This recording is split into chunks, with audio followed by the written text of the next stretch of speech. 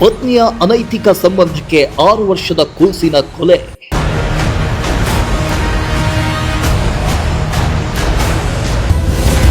ಮಗಳ ಬಣ್ಣ ಕಪ್ಪು ಎಂದು ಹೀಯಾಳಿಸುತ್ತಿದ್ದ ನಿಷ್ಕರುಣಿ ತಾಯಿ.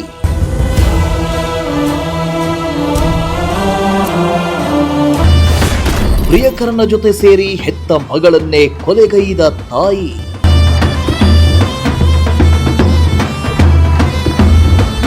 ಆರು ವರ್ಷದ ಬಾಲಕಿಯ ಅನುಮಾನಾಸ್ಪದ ಸಾವಿಗೆ 3 ತಿಂಗಳ ಬಳಿಕ ಕೊಲೆಗೆ ಟ್ವಿಸ್ಟ್ ಸಿಕ್ಕಿದೆ.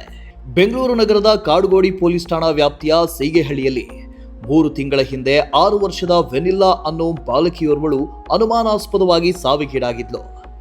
ಬಾಲಕಿಯ ಮರಣೋತ್ತರ ಪರೀಕ್ಷೆಯಲ್ಲಿ ಸಹಜ ಸಾವಲ್ಲ, ಕೊಲೆ ಎನ್ನುವುದು ಗೊತ್ತಾಗಿದೆ. ಬೆಂಗಳೂರು ಮೂಲದ ಪ್ರಿಯಾಂಕಾ ಹಾಗೂ ದಾವಣಗೆರೆಯ ಪ್ರವೀಣ್ 2007ರಲ್ಲಿ ಮದುವೆಯಾಗಿದ್ದು, ಈ ದಂಪತಿಗೆ 17 ವರ್ಷದ ಹಾಗೂ 5 ವರ್ಷದ ಇಬ್ಬರು ಹೆಣ್ಮಕ್ಳಿದ್ರು. ಈ ನಡುವೆ ಕೆಲ ವರ್ಷಗಳ ಹಿಂದೆ ಪ್ರಿಯಾಂಕಳಿಗೆ ತನ್ನ ಕಾಲೇಜು ಗೆಳೆಯ ಮೋಹನ್ ಜೊತೆ ಸಲುಗೆ ಬೆಳೆದು ಅದು ಅಕ್ರಮ ಸಂಬಂಧಕ್ಕೆ ತಿರುಗಿತ್ತು. ಈ ವಿಷಯ ಪ್ರಿಯಾಂಕಾ ಪತಿ ಪ್ರವೀಣ್ ಕಿವಿಗೆ ಬಿದ್ದಿದ್ದು, ಪ್ರಶ್ನಿಸಿದಾಗ ಪ್ರಿಯಾಂಕಾ ತನಗೆ ಡಿವೋರ್ಸ್ ಕೊಡುವಂತೆ ಪಟ್ಟು ಹಿಡಿದಿದ್ದು ಎನ್ನಲಾಗಿದೆ.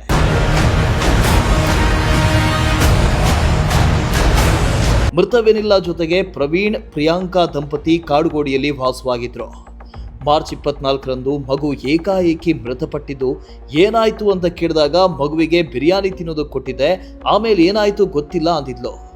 ಮತ್ತೊಮ್ಮೆ ಐಸ್ ಕ್ರೀಮ್ ಕೊಟ್ಟು ಎಸಿ ಹಾಕಿ ಕಾರ್ನಲ್ಲಿ ಮಲಗಿಸಿದ್ದೆ, ಆದರೆ ಮನೆಗೆ ಬಂದು ನೋಡಿದಾಗ ಮಗು ಮೃತಪಟ್ಟಿರುವುದಾಗಿ ಪ್ರಿಯಾಂಕಾ ಸುಳ್ಳಿನ ಕಥೆ ಕಟ್ಟಿದ್ಲು. ಈ ಬಗ್ಗೆ ಅನುಮಾನಗೊಂಡ ಪತಿ ಪ್ರವೀಣ್ ಮಗುವಿನ ಮರಣೋತ್ತರ ಪರೀಕ್ಷೆ ವರದಿಯನ್ನ ತನ್ನ ಸಂಬಂಧಿ ವೈದ್ಯರೊಬ್ಬರಿಗೆ ಕಳುಹಿಸಿದ್ರು. ವಿದೇಶದಲ್ಲಿದ್ದ ವೈದ್ಯರು ಐಸ್ ಕ್ರೀಮ್ ಅಥವಾ ಬಿರಿಯಾನಿ ತಿಂದು ಮಗು ಸತ್ತಿಲ್ಲ, ಮಗುವಿನ ಅಬ್ಡಮನ್ಗೆ ಹೊಡೆತ ಬಿದ್ದು ಉಸಿರುಗಟ್ಟಿ ಮಗು ಸಾವನ್ನಪ್ಪಿದೆ ಅಂತ ಹೇಳಿದ್ದಾರೆ.